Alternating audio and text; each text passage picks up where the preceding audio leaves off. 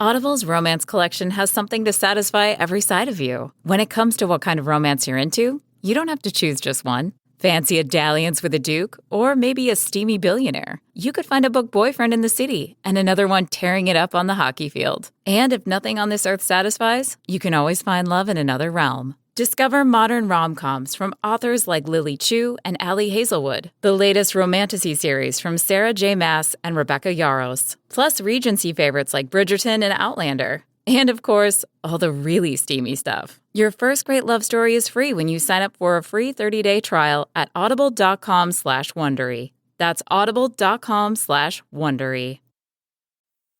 Everyone wants to be stronger, not just physically, but in every part of life. But between confusing workout advice, complicated equipment, and trying to figure out nutrition, where does anyone even start? Well, to get stronger mentally and physically, go to Anytime Fitness. You'll get a personalized training, nutrition, and recovery plan, all customized to your body, your strength level, and your goals. You'll get expert coaching to optimize your results anytime, anywhere, in the gym, and on the Anytime Fitness app. And you'll get anytime access to 5,500 gyms worldwide, all with the right equipment to level up your strength gains and your life. So get started at AnytimeFitness.com. That's AnytimeFitness.com.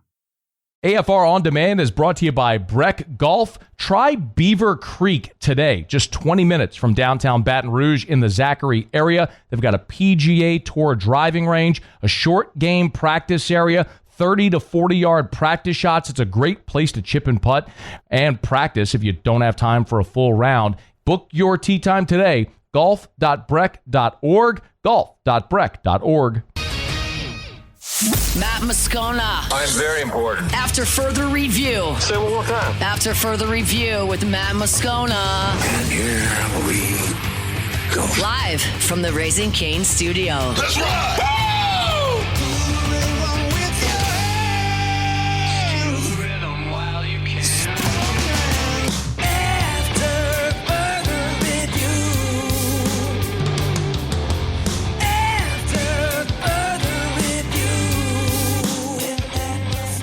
Hour 3, off we go. Welcome aboard. Glad you're with us. AFR presented by Decision Critical Concierge Nursing in Baton Rouge and all over the state of Louisiana. I'm Matt. You're a loser, Matt. Shut up, kid. Paul O'Neill. They're chanting Paul O'Neill's name. Muso. And Mr. Toby Tomplay.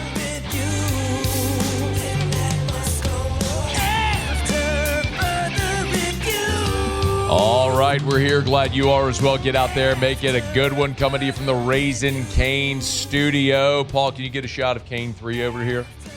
We have multiple little Canes, and we got Big Cane hanging out with us as well. I don't know why all the other shows don't respect Cane. I like having Cane right there. Beautiful. Well, I mean, Hester and Flynn, I mean, they had co-hosts there, big but plushie. There's plenty of space in here. Hunt really didn't have an excuse. Well, there's plenty. I mean, Hester here, Flynn there, Cane here, Cane anywhere. Lots of spaces where Cane could hang out. He was a good dog. I like Cane. Welcome, Cane. Welcome to our studio. You always have a spot in our studio, Cane. When I'm in here, anyway. If nobody else wants to let you in, that's their prerogative. But I like having you here. And some days I got to go find Cane on the big desk outside. Yeah, like yesterday. Who's being so disrespectful? Cane doesn't have a toe. Cane does not have a toe. Pause. Cane has paws. Paws. 4 of them, as a matter of fact. All right, it's after further review. Glad you're hanging out with us here. We are brought to you by Decision Critical, Concierge Nursing, DecisionCriticalBR.com.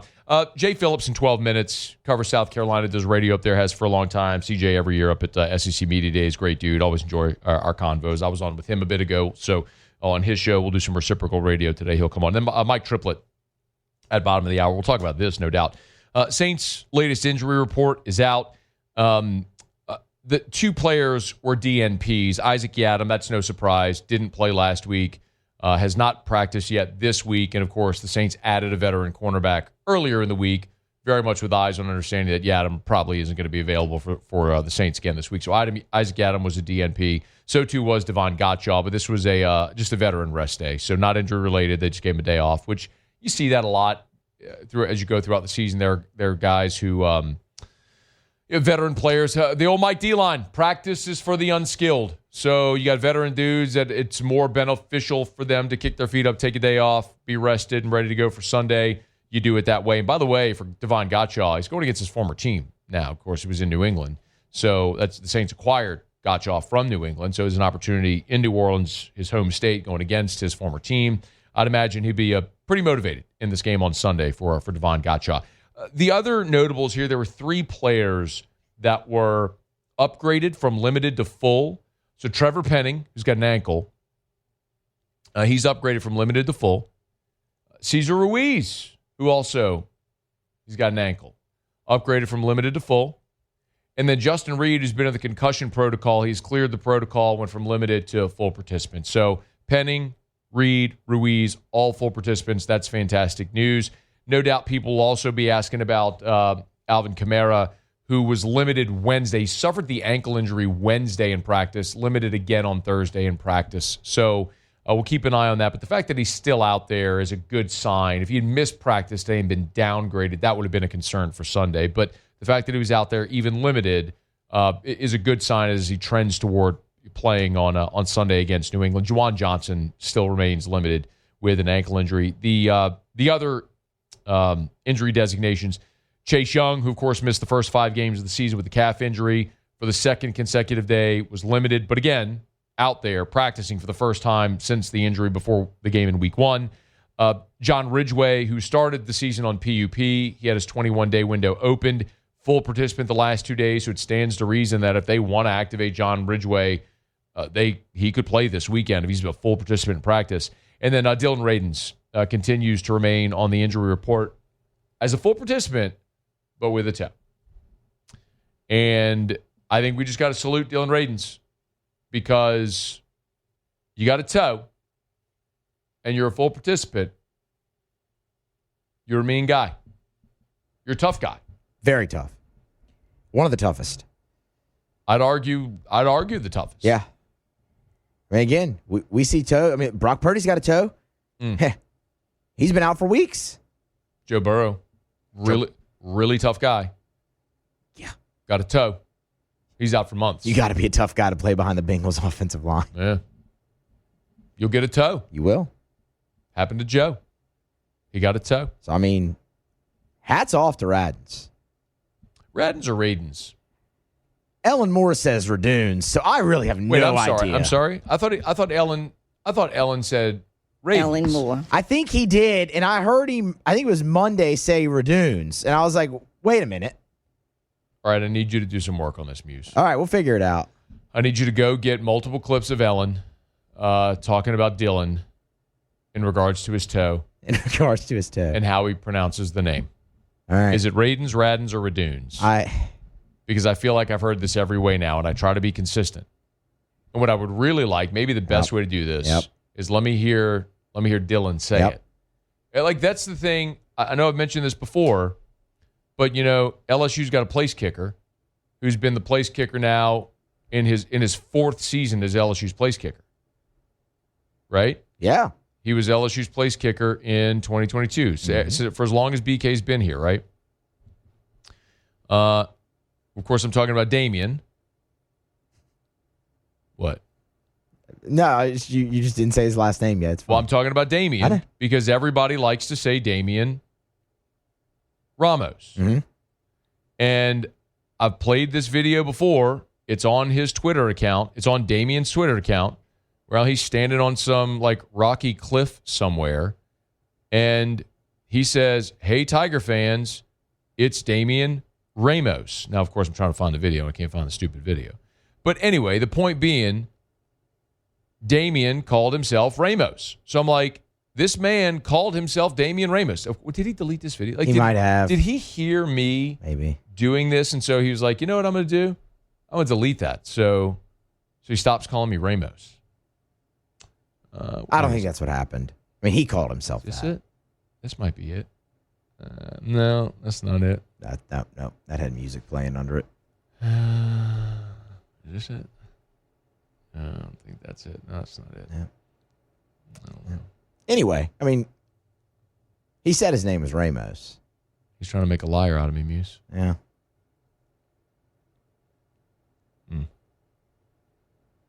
I have to find it. I feel like we've played it many times on air. Whatever. I'll scroll. I'll find it someday. So the LSU kicker calls himself Ramos, so I call him Ramos. So we need to find Dylan, Radens, Radens, Radunes, whatever it may be. I don't know, but I would love to get that accurate. All right, it's after further review. When my producer doesn't do this stuff for me, I have to do it live on air. Oh, here it is. Found it. Well, I mean, you could have helped me with this at any point. You could have said, hey, Scone, host the show, and I'll do this. Anyway, here we go. You ready? Yeah, play it. All right. This is LSU's kicker on a video posted on his social media. Here you go. What's up, Tiger fans? This is Damon Ramos. There it is. You want to hear it again? Let's do it one more time. Want to hear it again? One more time. What's up, Tiger fans? This is Damon Ramos. Dude calls himself Ramos. So you know what I've called him for 4 years? Ramos. Ramos. Yeah. What's up, Tiger fans? This is Damian Ramos. Okay, that's good enough for me. I went to the source. Moreau. Oh, please. I know. He doesn't have a toe. No, he's healthy now. Thankfully. All right, it's after further review. Let's go to Columbia, South Carolina. We'll talk to Jay Phillips next on AFR. AFR. Get Gordon and get it done. Gordon McKernan Injury Attorneys. Great news and many congratulations to our winners for the Get Gordon Billboard Design Contest. The first, second, and third place winners have been announced. Excited for them with all the prizes that we've been talking about. Love this. Madeline LeBlanc took first place. If you want to see them, they're all at Get Gordon on any of the social medias. Madeline's was the greetings from Gordon. Get it done. Pretty cool. Vintage postcard. There's Dancing with the Law, like Dancing with the Stars. That was from Amy Gonsolin. And then third place was Ghostbusters from Christine Cousins, who you going to call as Gordon in a Ghostbuster uniform. Great job by all. And you get an opportunity to see these billboards up around town. They'll be able to claim their prizes, a donation to the charity of their choice. Another way that Gordon likes to have fun, of course, with his marketing. But in the courtroom, dealing with the insurance companies, you know what to do. Get Gordon and get it done. After further review with Matt Moscona, presented by Decision Critical Concierge Nursing. Healthcare for your lifestyle. Learn more at decisioncriticalbr.com. The Tigers are on the hunt. Let's head behind enemy lines to preview this week's matchup. Tigers and Gamecocks from Baton Rouge. Jay Phillips is good enough to join us. Jay does a radio show up there in South Carolina, and we get to see him every year over at SEC Football Media Days. 107.5 The Game. Hey, thanks for the time. Are South Carolina fans still bitching about last year, or have they actually grown up and realized you can't blow a 17-point lead on your home field, and you can't horse collar a quarterback, and you can't blindside block a quarterback on an interception? I took a lot of heat, including from a regular guest of mine who's a former Gamecock, by saying don't give officials reasons to pull a flag out of their pocket. And everybody wanted me to say, the refs screwed us. I think they've gotten over it because it was a long time ago and they went on a big winning streak later. But if you ask, I don't know, Matt, if you ask half the fans around here why South Carolina lost the LSU game in Columbia last season, they'll tell you the refs. Yeah, they're stupid. They're ninnies. Well, I do have to make money from some of them, so no, I'm trying not to use that adjective, but I get your point. No, I do, but I just because I don't really care. But anyway, hey, why is that offense not good this year? A lot of musical chairs up front, which kind of goes back to 2 years ago when Spencer Rattler was a senior at Carolina, and just there he was under duress.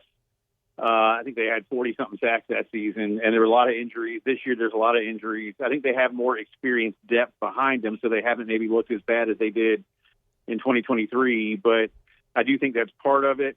And let's just tell the audience, your audience, you were on with me earlier, and you made a point that we've been making all season. Raheem Sanders is no longer on this football team.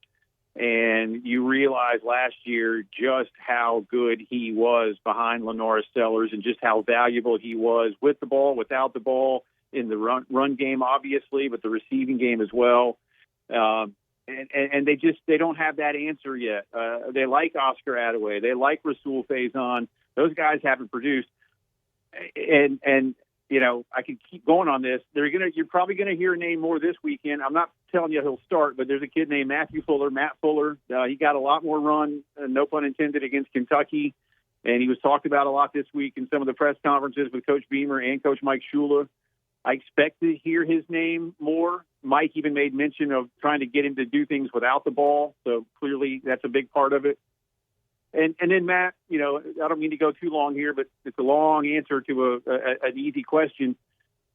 I've said on my show, I feel like Lenore Sellers, in a lot of ways, has not been himself. At least he wasn't until the Kentucky game. Against Virginia Tech, you could tell that some of the stuff they did in the offseason in terms of the pocket presence, he was really trying to work on. Took a couple of bad sacks in that game. South Carolina won. South Carolina State, you can't tell much about. Vanderbilt, he gets hurt. And doesn't play, but maybe a quarter-ish. You know, against Missouri, not really himself, but he did throw for over 300 yards. And again, against Kentucky, he was back to being him. I've said about Lenoris, in a few instances, he's made some bad plays for some good reasons. He's really good on the deep ball, but he's taken some bad sacks because of it, and he's going to have to correct those things. But between the line, playing musical chairs, and no solid tailback, it's just been hard for Carolina to get something going because every defense knows who the best player is. It's not even hard. Their ability to score non-offensive touchdowns, though, is pretty remarkable, Jay. I mean, they've got 6 non-offensive touchdowns this year. And when you do it that often, it's not coincidence. Like, you're good at it. So why are they so good at that? Well, Shane emphasizes that, and I told you I've dubbed because they have so many, and I expect them to score more. Maybe not Saturday night, but I expect them to get more. I've called them supplemental touchdowns because that's what they are, man. I mean, they just. I think Shane, as a coach, as someone who's coached so many positions, and certainly, you know, I think we all talk about Beamer ball and special teams, but it's real, and it's part of how he was raised at Virginia Tech as a player, as the coach's son, as an assistant up there. He's coached special teams, but he's coached DBs and linebackers, and I think he understands the value, especially at a school like South Carolina, of having to find those. And again, I'll use the term supplemental touchdowns.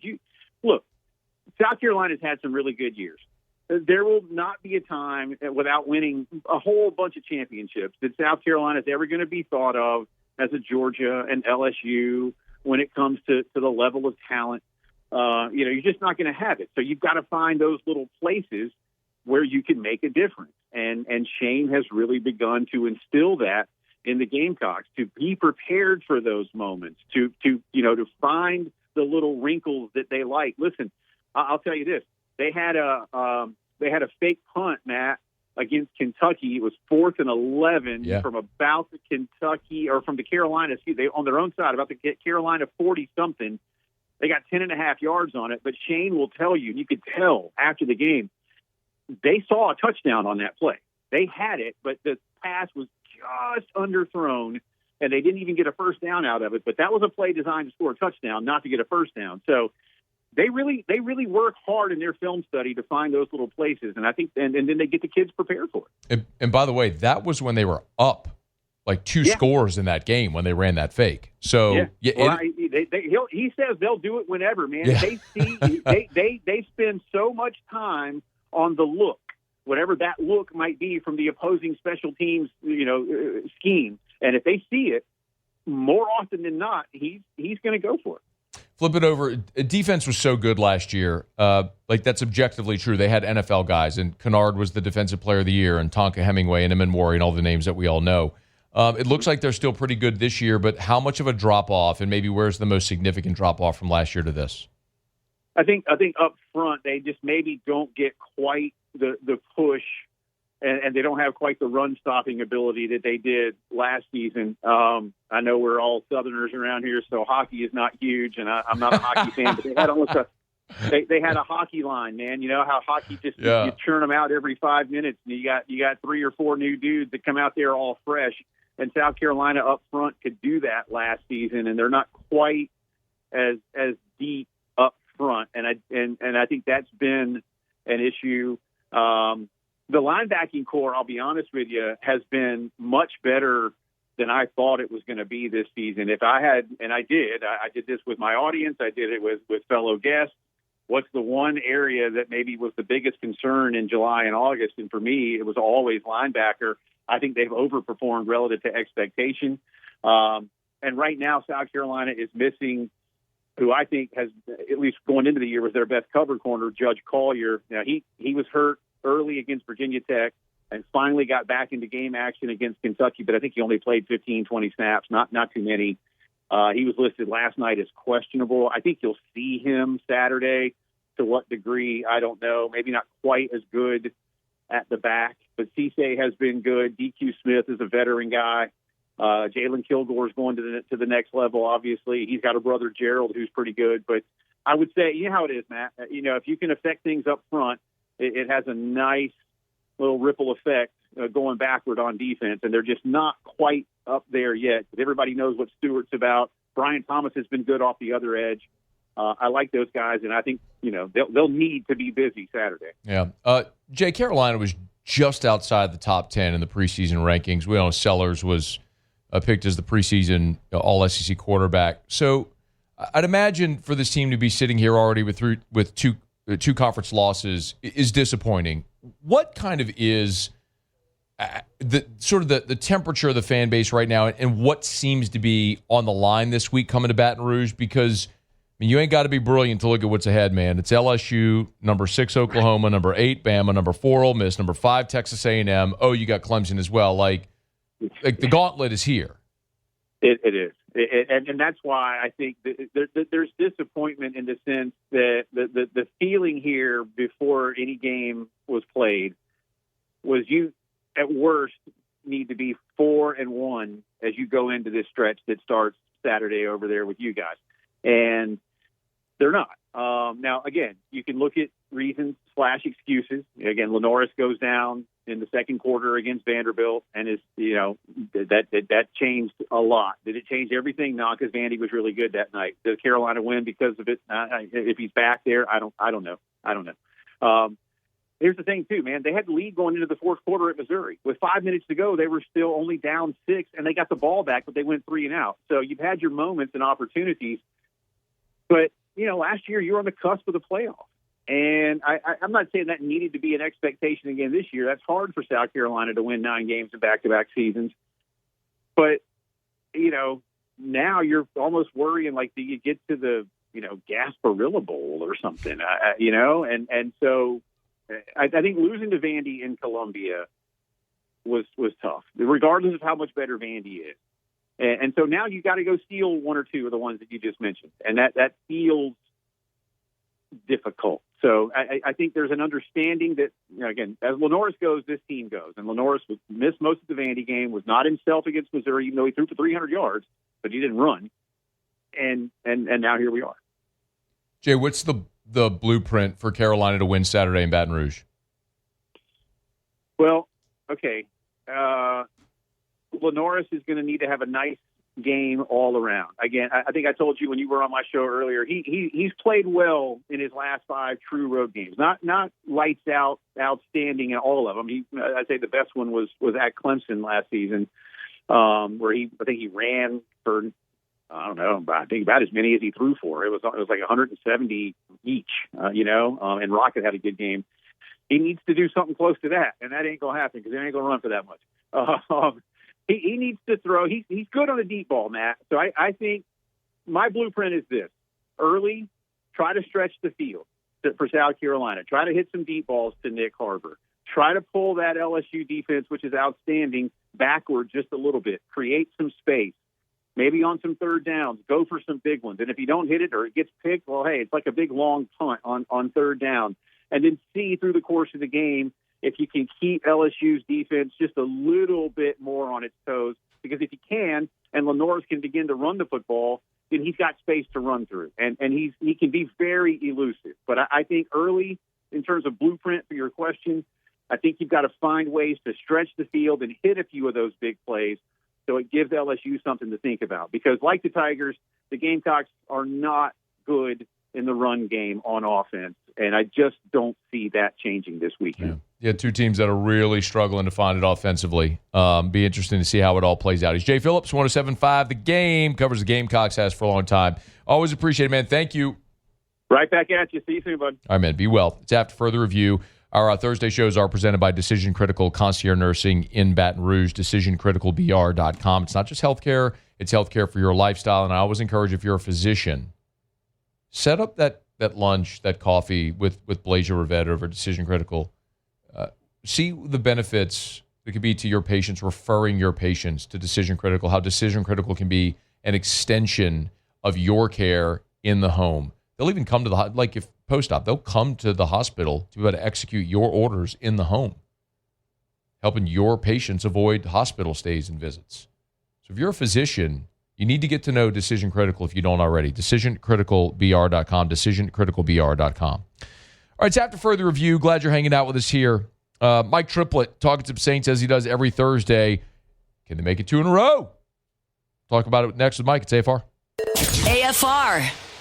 Clegg's Nursery with 4 locations in the greater Baton Rouge area. You know where to find them. Siegel Air Airline, LA 16 in Denham. Mid-City on Donmore and the Garden Center on Greenwell Springs tell you every single day to buy local and shop local with our friends over at Clegg's Nursery. And right now, Miss Teresa was emailing me earlier in the week, and she's so good about emailing me this stuff. And they're great at Clegg's about posting whenever they get new shipments. They'll post on their Facebook. So always encourage you to check out the Facebook because they keep that up to date whenever new shipments come in at any of the stores, so you'll see it. But the fall flowers are the selection is incredible. Mums, petunias, marigolds, snapdragons. They've even got pansies that are perfect for fall color and winter color. So check them out over at Clegg's Nursery. Any of the 4 locations. If you're a deer hunter, they got Mobucks, they got rice bran, deer corn. They got everything you need for those plots. So what you waiting for?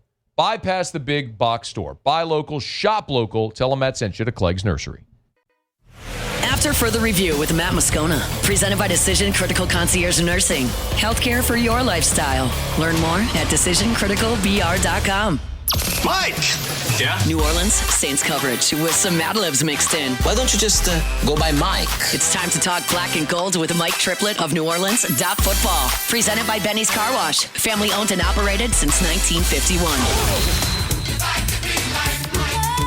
All right, let's do it. Saints get on the board. They beat the New York Giants. Can they make it 2 in a row? Mike Triplett's here with us. Mike, how are you, man? Good. How are you? I'm doing really well. So, in order to make it 2-0, what do the Saints have to do this week? 2 in a row, excuse me. Yeah, look, I mean, they've kind of got their team at pretty close to full strength. I think that'll help. The full starting offensive line, Chase Young making his debut at defensive end. Justin Reed doesn't look like he's going to miss a game. So, I mean, they've got a fighting chance. I don't think they should be the favorites, but I think I think it's very realistic to think a similar performance. The young secondary making plays like they made. If they get a little pass rush, the offensive line can allow them to get their run game. I think we could have a competitive game on our hands. I'm really curious. I'm glad you went to a couple of the injuries. Ruiz and Young are really interesting to me. Ruiz was supposed to be 4 to 6 weeks. He's only going to miss a game. And then it looks like Young finally is going to play after missing 5 games. So maybe if you would shed a little light on what's happened with those 2 guys. Yeah, I mean, it's the opposite ends of the spectrum, right? Both showing what an inexact science it is to try to project the length of injury. I don't know that either was misdiagnosed or if Ruiz is just back on the early end of a range and Young is back on the late end of a range. Chase Young did talk about it yesterday that, with a calf injury, there's just so many examples of people who come back from that too early and then let it get worse. And he plays a position that requires a lot of explosion, so they all agreed that being cautious was the best approach. And then, with Ruiz, yeah, I thought 4 to 6 weeks as well. He did too. He said he was surprised how good he felt this week, but he was just upgraded from limited to full participation. So everything trending up in that area right now. Mike, is there a matchup in this game that you could look at and you say, I think the Saints have an advantage there against New England? Yeah. I mean, New England is not a fully formed team either. Whoever Christian Gonzalez is not covering in the secondary, there are chances at explosive plays with this team from time to time. I know Nick had a stat on our show today. I think they might lead the league in giving up explosive pass plays, and obviously, that's possible with Chris Olave and Rashid Shaheed. And they're not just always sitting back there in the two shell, we're going to make you chip away at us. So, that's where the Saints are supposed to be special, especially if the offensive line is healthy and gives Spencer Rattler some time. And then, I don't know that they have the advantage in the secondary, but after the way the secondary just played last week, they obviously have to contain Stephon Diggs, but there's some question marks in the receiving core for the Patriots. So really, on the two sides of the ball, like that's where they want to try to win this game. Mike Triplett's with us, NewOrleans.football, courtesy of Benny's Car Wash, the unlimited membership club. Highly recommend it. I'm a member. You should be as well. Benny'sCarWash.com, Benny'sCarWash.com. Hey, I'm glad you brought up the receivers and Shaheed. There was that report, I'm sure you saw it, from there was a radio host in Pittsburgh who said the Steelers inquired about Shaheed. Look, Shaheed's on a one-year deal. I'm sure they'd like to have him back next year, but the question is, what does he cost? Do you have any thought there on what may happen with Shaheed and possibly approaching the trade deadline? Yeah, I have not been able to confirm that, they definitely inquired, but they should. I mean, when we talk about who should the Saints sell, what could you get something back for, Shaheed is high on that list. I mean, it's a guy not under contract for next year that would really help another team, and that another team might be interested in, paying and extending. So that his name is on a list like that. But the other factor in something like that is if you're trading a guy who is a free agent next year that would draw interest around the league, you could potentially get a compensatory pick for him. So you could keep him and get a pick for him. I think you'd have to get something special for him. I'd be shocked if he was the type of player that the Saints were just selling for pennies on the dollar at the trade deadline. I don't think they'll do that with anybody.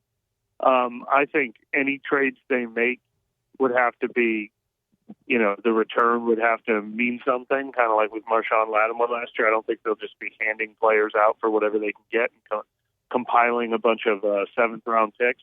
But with someone like Shaheed in particular, I think it would have to be a really special pick. What do you think about Groupie? What do they do? Look, I don't disagree with the philosophy that both Kellen Moore and Phil Galliano said this week, which is we have enough evidence that Blake Groupie is worth trying to fix. Like we know we like him when he's working, and it's worth us putting the effort forth to see if we can fix him, as opposed to some sort of just punitive. You miss a kick, you get cut. Now let's see who's out there. They want to fix him. That's their top priority. But man, that's disturbing when you see two misses last week on top of the three previous ones, and he's been having kickoff trouble too. So it's just they're not hiding from the fact that he's going through something right now in his head, and that something needs to be fixed. They want to fix it. I would try to do the same for as long as I could, but I think they're pushing the envelope now on how long they can keep trying to do it, because it's cost them games. You could argue the first two games of the season that he cost them opportunities, certainly, to be in position to win those games. Yeah. He's on Twitter at Mike Triplett, NewOrleans.football, NewOrleans.football. Okay, so there's this question at 1-4, Mike, where obviously you'd love to think you can get back in it, and you got a stretch here that feels manageable with New England and then Chicago, and maybe there's some wins out there to get it. But are there things where going into this game you would say, I'm not talking about moral victory, but the things that you would look at going into this game that you would like to see from New Orleans as they continue this progress from the disaster in Seattle a couple of weeks ago to what we've seen now the last 2 weeks? Yeah, look, I came into this season thinking the number one thing you want to see if you're pulling for the Saints to be something again within a couple of years is young players that could emerge as building blocks for this team. So, prove that performance from the secondary was legit. Kool-Aid McKinstry is among the very most important players on this whole team. But what if Jonas Sanker proves to be somebody you found in the third round, and Quincy Riley proves to be somebody you found in the fourth round? Nothing could be more encouraging than seeing strong performances from them. Obviously, the top of that list is Calvin Banks and Tali Fuaga, guys that you want to be foundational cornerstones, and you don't have to go back and draft any more offensive tackles in the first round. And then even guys who have a couple years left on their deal. Chase Young, I mean, they just signed him to a 3-year deal. Let's watch him, finally deliver on his massive potential. So anybody that could be a part of this thing for the next few years is always who I'm keyed on with this team. Do we know what Chase Young's role will be this weekend? I'm assuming he's going to play, but do we know snap count or what the role will be? Yeah, I don't know for sure, but obviously Carl Granderson and Cam Jordan have played well, so you are afforded the luxury of making that a rotation and not having to force him in any snap counts. But I mean, fully padded at Wednesday's practice, he doesn't look like a guy who's sort of just dipping his toe in the water. He looks ready to turn and contribute. Awesome. NewOrleans.football is where you can read his stuff. He's on Twitter at Mike Triplett. Give him a follow there. Our chats every week are brought to you by Benny's Car Wash. Go to bennyscarwash.com and you can learn more about their membership clubs. I'm a member. Highly recommend it. bennyscarwash.com, bennyscarwash.com. Okay, Mike, we always appreciate it, man. We'll talk next week.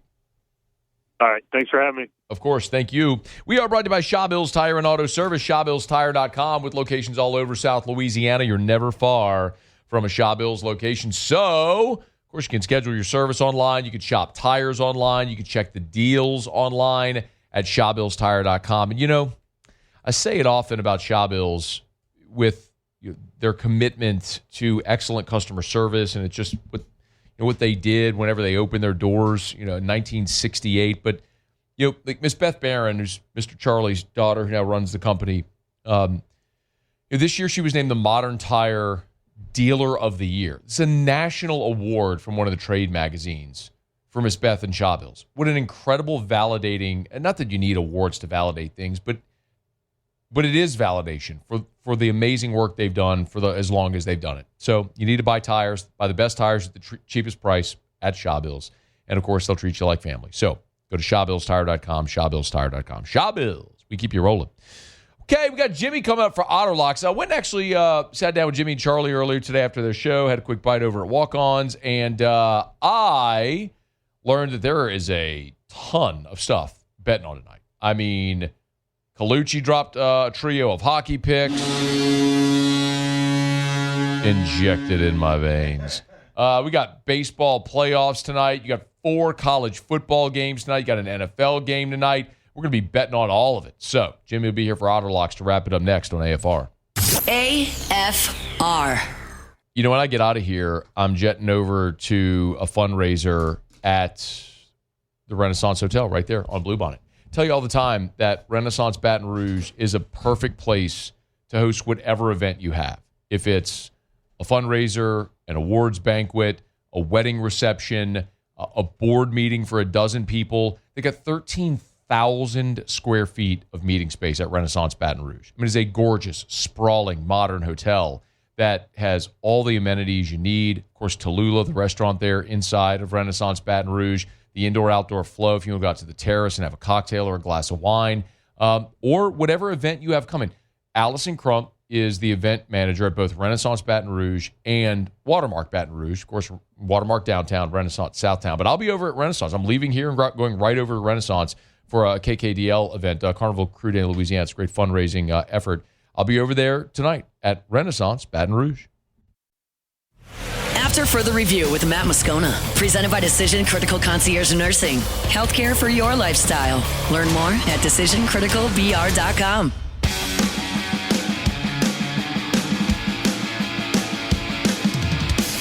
Down the stretch we come. Final segment here on a Thursday edition of AFR, presented by Decision Critical. Glad to have you with us. DecisionCriticalBR.com. We got one thing left to do. Find out what we're betting on tonight. It's time for Otterlocks. Otterlocks. All right, time to win some money. Presented by Total Maintenance AC Repair. Same-day service means you will never sleep hot. 480-1000. We are Total Maintenance. I think it's safe to say that I won the bet. Otter, how are you? Doing great, Matthew. I mean, our 6-run Major League Baseball run, 6-game winning streak came to screeching halt last night with the two favorites losing last night. But, we'll back at them today. Dodgers, no score. Bottom of the third inning, and the shade in this kind of this 3 p.m. local start in Los Angeles. So now the hitters are hitting out of the shade in from the sun, and it's going to be tough against these two pitchers, man. Sanchez and Glass now really, really tough. You like both the favorites tonight, Dodgers and Brewers? I like the Brewers way more than this Dodgers game. We gave out the Dodgers earlier, but Peralta's been really good. He's their ace.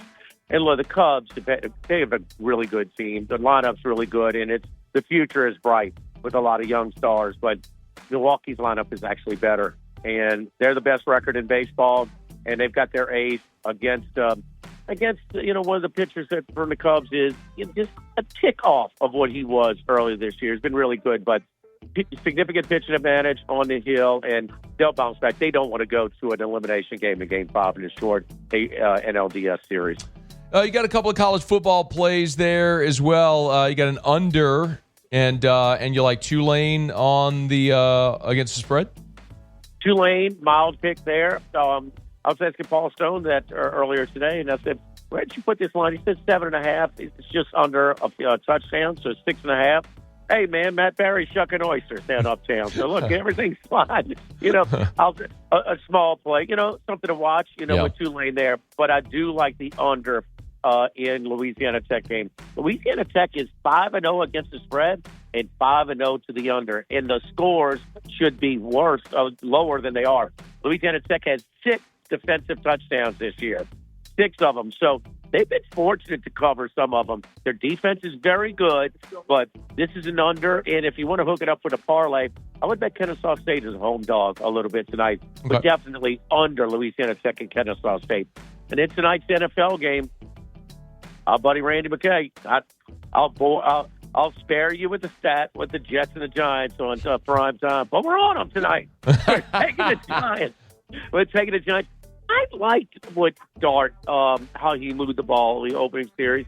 Certainly, he didn't finish strong. That was his second start, his first road start.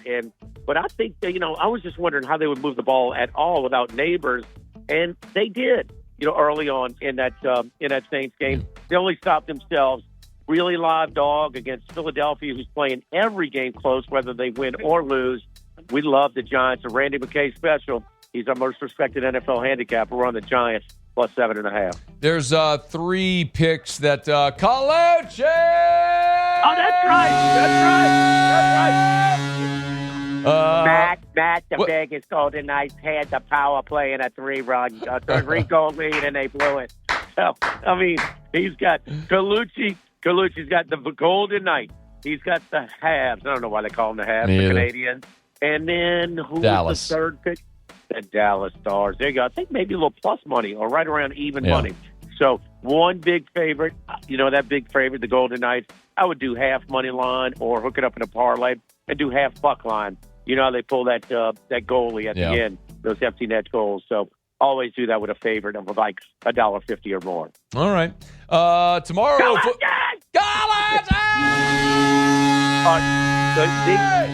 The absolute best is Hal Dane doing his daughter in the background and like screaming. Oh, yeah. But Bellucci, Kakuchi or whatever. Hey man, we've set the hook with the younger generation with the Colucci horn. Tomorrow, Football Friday at Ruffino's. Yes, indeed, man. We've been really good as of late. It's loaded down with picks, and it's not just straight picks. It's analysis, angles, information that'll help shape your own handicap, and if that's what you prefer. But really proud of the show on Friday, man, and we'll do it up all over. If Charlie and Dixon with film study, Dixon really does his homework, man. His content is awesome. Yeah, starts at 10 a.m. 10-1 over at Ruffino's, little Football Friday. All right, man. Good luck tonight. Listen for you tomorrow.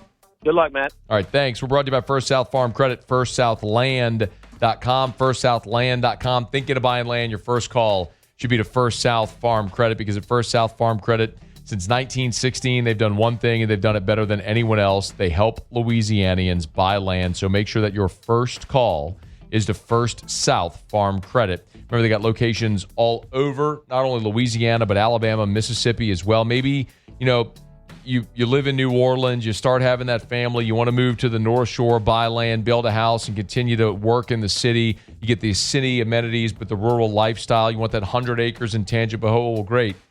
They got an office in Amite.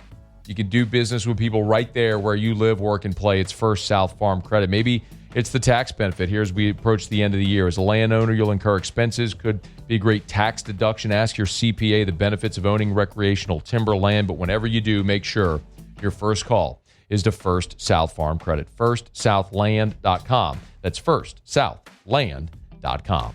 All right, y'all, we're just about to wrap it up here. Eagles and Giants tonight on Thursday Night Football. The defending champs can see Jackson Dart in his third start. Giants are at home, as you just heard Jimmy mention there. Brian Kelly meeting with reporters here to wrap up the week for LSU. So I'll have a Locked On LSU episode recap and everything Brian Kelly had to say as we head into Friday, which will be a Football Friday here in AFR as LSU gets ready to host South Carolina. So we will be at Don Juan tomorrow for Football Friday. We'll look forward to being there at Don Juan for Football Friday. And no Terrio tomorrow. Georgia Terrio, the youngest of the Terrio children, is on the homecoming court over at Parkview Baptist. So Ryan's going to walk with his daughter at the football game, which is awesome. So, of course, we'll miss Terrio tomorrow, but we wish Georgia good luck and hope they have a great time at the homecoming football game for Parkview tomorrow. So no Terrio tomorrow, but we will be at Don Juan Cigar Bar there in Town Center. We hope to see you for throws me off. Still throws me off. The new beat. Throws me off the new beat. I like it. No, I like it. It's got to get used to it. Just the cadence. All right, if you missed anything, AFR On Demand presented by Breck Golf. Book your tee time, golf.breck.org, golf.breck.org. Muse Pauly, thanks. Y'all have a great night. Big shout out to Blasia and the great team over at Decision Critical. Y'all check them out online at decisioncriticalbr.com. We'll see you tomorrow at 3. After further review. As we get on down the road, get to remind you about Our Lady of the Lake, championship health partner of LSU Athletics. As they're fond of saying, Our Lady of the Lake and LSU together, we roar. Hey, get to the website if you're curious and learning more about that championship health partnership. It's ololrmc.com/LSU. ololrmc.com/LSU. And you can learn more about the championship health partner there with LSU and Our Lady of the Lake. How they're growing and learning and growing Louisiana's future, enhancing graduate medical education, integrating the student learning across many different disciplines, caring for the community, caring for the campus. It's just remarkable the way that these two very prominent entities have blended their cultures and their performance all together to create a better Louisiana for all of us. It's Our Lady of the Lake and LSU. Together we roar. Our Lady of the Lake and LSU.